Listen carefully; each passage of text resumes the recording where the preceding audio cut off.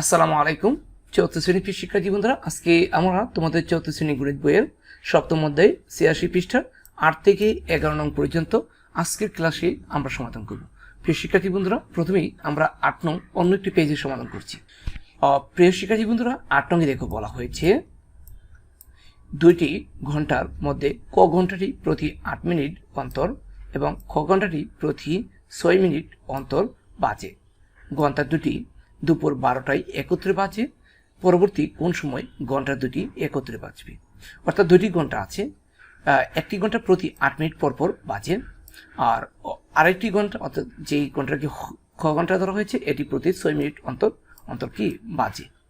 তারা দুটি ঘন্টা যদি একত্রে ১২টার সময় বাজে, তাহলে পরবর্তী আবার কোন সময় একত্রে বাজবে? এরকম অঙ্ক আসলে আমরা এই সংখ্যাগুলো লসাগু নির্ণয় করব। অর্থাৎ মিনিট, ৮ মিনিট এবং ৬ মিনিটের লসাগু যত হবে তত মিনিট পরে ঘন্টাগুলো আবার একত্রে বাজবে। আমরা বলবো যে ক এবং খ ঘন্টা দুটি একত্রে বাজার সময় হলো ৮ এবং ৬ এর লসাগু। ঠিক আছে, সেক্ষেত্রে প্রিয় শিক্ষার্থী বন্ধুরা, ৮ এবং ৬ এর লসাগু নির্ণয় করার জন্য ৮ এর গুণিতক নির্ণয় করবো। ৮ এর গুণিতক হচ্ছে ৮ একে ৮, ৮ দুগুণে ১৬, ৩ ৮ ২৪, ৪ ৮ ৩২, ৫ ৮ ৪০। আমরা এইভাবে কয়েকটি গুনবো। ৬ ৮ ৪৮, ৭ ৮ ৫৬ উত্তর দিয়ে দিব। ৬ এর গুণিতক ৬ একে ৬, ৬ দুগুণে ১২, ৩ ৩ ৪ ১৮, ৪ ২৪, ৫ ৩৬, ৬ ৩৬, ৬ ৭ ৪২, ৬ ৮ ৪৮। এখন আমরা দেখবো যে ৮ এবং ৬ এর লঘিষ্ঠ সাধারণ গুণিতক, এগুলির মধ্যে সাধারণ গুণিতক আমরা প্রথম পাচ্ছি কত? ২৪। ঠিক আছে, এই ২৪ হবে লসাগু, অর্থাৎ লসাগু হচ্ছে ২৪।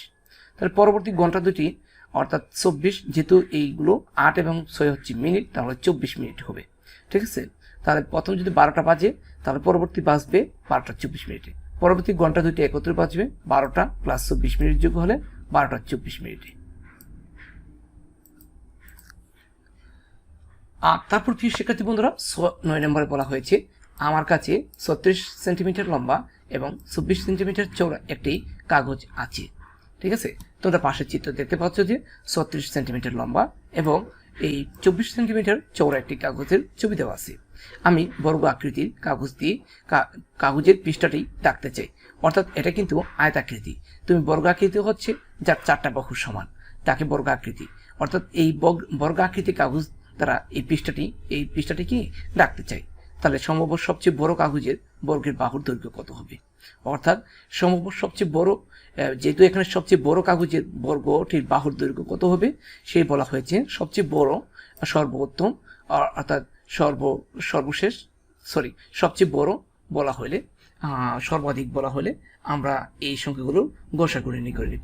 সেক্ষেত্রে আমরা ৩৬ এবং ২৪-এর গসাগুই হবে সবচেয়ে বড় কাগজের বর্গটির এক বাহুর দৈর্ঘ্য।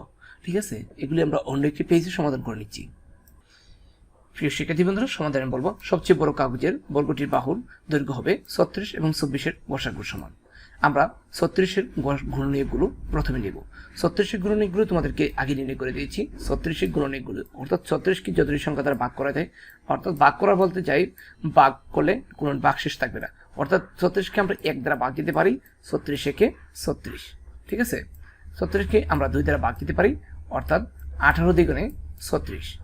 ৩৬কে আমরা ৩ দ্বারা ভাগ দিতে পারি, অর্থাৎ হবে ৩ বারং ৩৬। তারপর প্রিয় শিক্ষার্থী বন্ধুরা, ৩৬কে আমরা ৬ দ্বারা ভাগ করতে পারি, হয় ৬ নং ৩৬। তার ৩৬কে আমরা ৬ দ্বারা ভাগ করতে পারি, অর্থাৎ ৬ ৬ ৩৬। আর তাই তাহলে আমরা এইভাবে নেব ১ ২ ৩ ৪ ৬, ৬ দুইবার নেব না, ৬ নেব, ৯ নেব, ১২ নেব, ১৮ নেব, ৩৬ নেব।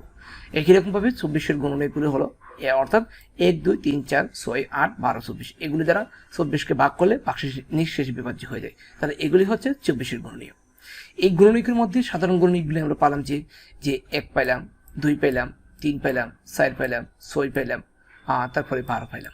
এগুলো আমরা লিখলাম। এগুলোর মধ্যে সবচেয়ে বড় হচ্ছে ১২, তাহলে গসাগু হচ্ছে ১২। তাহলে কাগজের দৈর্ঘ্যটি হবে ১২ সেন্টিমিটার। তারপর প্রিয় শিক্ষার্থী বন্ধুরা, ১০ নম্বরে বলা হয়েছে ৭ সেন্টিমিটার লম্বা, ৫ সেন্টিমিটার চওড়া আয়তাকার টেবিলকে সাজিয়ে পাশে দেখানো ছবির মতো একটি ক্ষুদ্রতম বাহু বিশিষ্ট বর্গ তৈরি করতে চাইলে কত সেন্টিমিটার বাহু বিশিষ্ট ক্ষুদ্রতম বর্গ তৈরি করা যাবে? এখানে দেখো এই যে একটা আয়তাকার দেওয়া আছে। সেক্ষেত্রে প্রিয় শিক্ষার্থী বন্ধুরা, এগুলির ভিতরে ৫ সেন্টিমিটার চওড়া আর ৭ সেন্টিমিটার লম্বা, এটা হচ্ছে আয়তাকার আকৃতি। ঠিক আছে, সে বলতে ছবির মতো একটি ক্ষুদ্রতম বাহু বিশিষ্ট বর্গ তৈরি করতে চাইলে তাহলে ক্ষুদ্রতম বাহু বিশিষ্ট বর্গ তৈরি করতে চাইলে কত সেন্টিমিটার বাহু বিশিষ্ট ক্ষুদ্রতম বর্গ তৈরি করা যাবে? এক্ষেত্রে যদি আমাদের ক্ষুদ্রতম সবচেয়ে কম দেওয়া থাকে, আমরা এইগুলো গসাগু অর্থাৎ লসাগু নির্ণয় করে নিব। ঠিক আছে, তাহলে আমরা 10 নম্বরটি সমাধান করছি। অন্যটি পেয়েছে, আমরা 10 নম্বরটি লিখব যে 7 ও 5-এর লসাগুই হবে ক্ষুদ্রতম বাহু বিশিষ্ট ক্ষুদ্রতম বর্গের দৈর্ঘ্য। এক্ষেত্রে 7-এর গুণিতকগুলো লিখে নিব। 7 একে 7, 7 দুগুণ 14, 3 7 21, 4 7 28, 5 7 35, এগুলি কয়েকটি লিখে নিবা। তারপরে গুণের যদি সাধারণ গুণিতক না পাও তাহলে আরো কিছু বাড়াইবা। ঠিক আছে, এবার 5-এর গুণিতকগুলো আমরা কয়েকটা লিখে নিলাম। এগুলোর মধ্যে আমরা সাধারণ গুণিতক পাচ্ছি, প্রথমটা পাচ্ছি 35। ঠিক আছে, আর এটা 35 পাচ্ছি। যদি তোমরা না পাও আরো বাড়াইবা সামনে দিকে। তাহলে আমরা বলতে পারি 5 এবং 7-এর লসাগু হচ্ছে, অর্থাৎ সাধারণ গুণিতকের মধ্যে সবচেয়ে ছোট হচ্ছে 35, আমরা 35 বলবো। তো অর্থাৎ এটা ক্ষুদ্রতম বাহু অর্থাৎ ক্ষুদ্রতম বাহু বিশিষ্ট ক্ষুদ্রতম বর্গের দৈর্ঘ্য হবে কি কত? 35 সেন্টিমিটার। প্রিয় শিক্ষার্থী বন্ধুরা, এখানে দেখো 11 নম্বর বলা হয়েছে রাসেলের কাছে 45টি আপেল 18টি কমলা আছে। একটু মনোযোগ সহকারে শোনো। রাসেল কোনো আপেল বা কমলা অবশিষ্ট না রেখে যত বেশি সম্ভব শিশুর মধ্যে সমানভাবে ভাগ করে দিতে চান। যত অর্থাৎ বলা হয়েছে যে রাসেল কোনো আপেল বা কমলা অবশিষ্ট না রেখে যত বেশি সম্ভব শিশুর মধ্যে সমানভাবে ভাগ করে দিতে চান, যাতে প্রত্যেকই সমান সংখ্যক আপেল ও কমলা পায়। রাসেল কতজন শিশুর মাঝে এগুলো ভাগ করতে পারবে এবং প্রত্যেক শিশু কতটি করে আপেল এবং কমলা পাবে? আমরা প্রথমেই বের করব রাসেল কতজন শিশুর মাঝে এগুলো ভাগ করতে পারবে। সেক্ষেত্রে আমাদের বলা হয়েছে যত বেশি সম্ভব, সেজন্য আমরা 45 এবং 18 গসাগু নির্ণয় করে নিব। ঠিক আছে, তাহলে গসাগু দ্বারা আমরা 45কে ভাগ করলে তাহলে প্রত্যেক শিশু কতটা আপেল পেরিয়ে যাবে। আবার গসাগু দ্বারা যদি 18কে ভাগ করি, প্রত্যেক শিশু কতটি কমলা পাবে বেরিয়ে আসবে। সেক্ষেত্রে প্রিয় শিক্ষার্থীবৃন্দ, সমাধান আমরা লিখে নিব 45 ও 18 গসাগু এর প্রাপ্ত মানের সমান হবে শিশুদের সংখ্যা। আমরা 45-এর গুণনীয়কগুলো লিখে নিব, অর্থাৎ 45কে যে সংখ্যা দ্বারা ভাগ করলে নিশ্চিত বিভাজ্য হয়ে যায়, এইগুলোই হলো 45-এর গুণনীয়ক। 1 45কে 45, 3 15 45, 5 9 45। 18 গুণনীয়কগুলি হলো যে এগুলো 1 2 3 6 9 এবং 18। প্রিয় শিক্ষার্থী বন্ধুরা, এইগুলির মধ্যে আমাদের সবচেয়ে বড় গুণনীয়ক হচ্ছে এই যে সাধারণ গুণনীয়ক হচ্ছে 9। সবচেয়ে বড় সাধারণ গুণনীয়ক হচ্ছে 9। তাহলে 45 এবং 18 গসাগু হবে 9। ঠিক আছে, তাহলে রাসেল 9 জন শিশুর মাঝে আপেল ও কমলাগুলো ভাগ করতে পারবে। এখন প্রত্যেক শিশু কয়টি করে আপেল পাবে? এই যে গসাগু দ্বারা বলছিলাম না, তোমাদের মোট হচ্ছে 45টি আপেলকে ভাগ দিতে হবে।